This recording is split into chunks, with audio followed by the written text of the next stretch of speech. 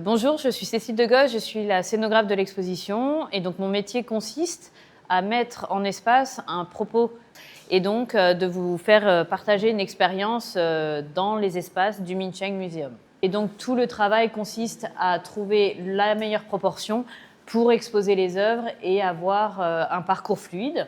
Je trouve très important de pouvoir tourner autour des sculptures et donc de trouver des solutions pour que le public soit invité à voir les trois dimensions. La première salle, qui a en fait toute son enfance en Suisse, et avec ses premières peintures. Et donc le travail du scénographe est de trouver un rythme différent dans chaque salle pour que le visiteur ne s'ennuie pas, mais en même temps puisse apprécier toutes sortes de peintures. Dans la deuxième salle, vous êtes à la fois confronté au dessin et aux sculptures, mais c'est un rythme dans l'espace différent et toujours suivre ce que le commissaire veut dire. Donc tous les murs que vous voyez autour de vous, les podiums, les couleurs étaient dessinés pour que l'expérience du visiteur soit la plus agréable possible. Ensuite, vous arrivez dans une salle qui est plutôt art décoratif avec des objets. Donc donnez toujours un rythme qui puisse alimenter la curiosité des visiteurs. Donc là, vous vous retrouvez dans une partie de l'espace où le bâtiment lui-même m'impose un tournant et en même temps, c'est là où on a un tournant dans la vie de l'artiste. C'est pour ça que j'ai construit un podium rond qui permet de vous apporter le rythme, vraiment l'envie de tourner. Donc c'est vraiment ce jeu de perspective entre les différents visages, d'avoir à la fois cette œuvre en vis-à-vis de l'autre. Vraiment, c'est de dessiner que tout soit à tout point de vue. Ici, il y a une vitrine avec plein de petits objets. Et donc, la proportion de la vitrine, c'est pas parce qu'on expose des petits objets que la vitrine doit être petite. Justement, en la rendant très grande, l'attention du visiteur est beaucoup plus importante et va se pencher sur vraiment les tout petits portraits. Et donc, ce visage renvoie à l'autre. Et vraiment, il y a un jeu de perspective. Donc tout ça, c'est calculé dans le dessin. Et il y a le portrait d'Isabelle ici, avec le portrait d'Isabelle. Donc pour que l'on puisse avoir ce jeu de perspective. Sur ce podium, des œuvres beaucoup plus hautes, qui se voient vraiment du bout de la galerie. Et c'est souhaité. Et qui vous emmène avec tous ces visages. Vous pouvez le voir, les têtes, vers une autre section.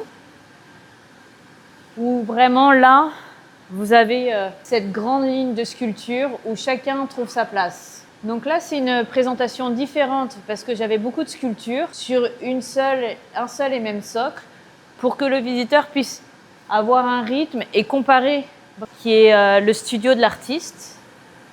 Donc il y a une atmosphère qui est différente parce que c'est vrai qu'en scénographie aussi, on travaille la lumière. Donc on est dans un intérieur. C'est pas une reconstitution, c'est un clin d'œil sur le studio de l'artiste. Son environnement, donc vous pouvez le voir ici, et qui entoure, qui permet de mieux apprécier. Donc c'est une photo qu'on a agrandie et qui permet de donner un petit décor.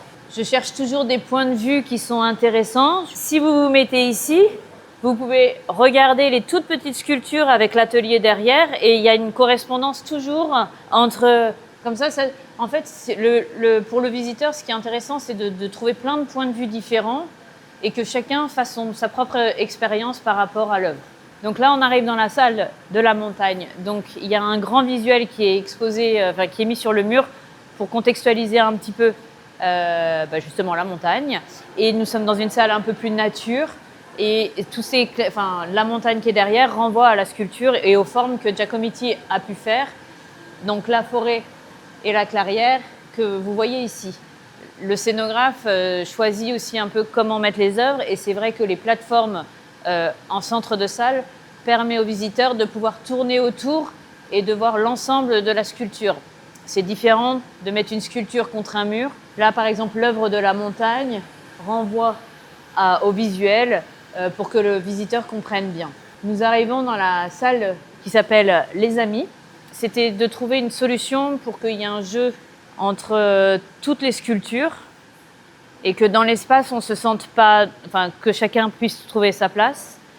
Et donc, j'ai créé ce grand podium où tous les amis de Giacometti sont présents, avec à la fois des plâtres que vous voyez sous capot, des sculptures en bronze. Voilà, c'est un jeu de regard et si jamais vous vous promenez dans l'exposition, vous avez face, profil et vous pouvez apprécier l'ensemble des regards.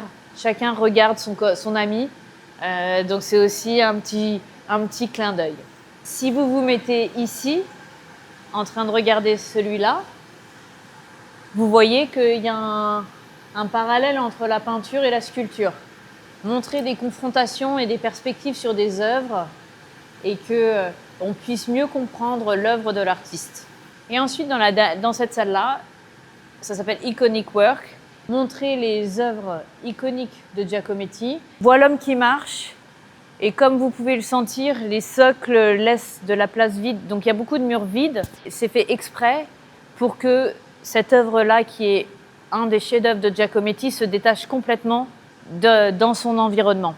Et le commissaire a fait une sélection autour de cette œuvre-là, et donc c'est de trouver un rythme agréable pour que chacun puisse avoir son environnement et en même temps que des relations se créent les unes avec les autres.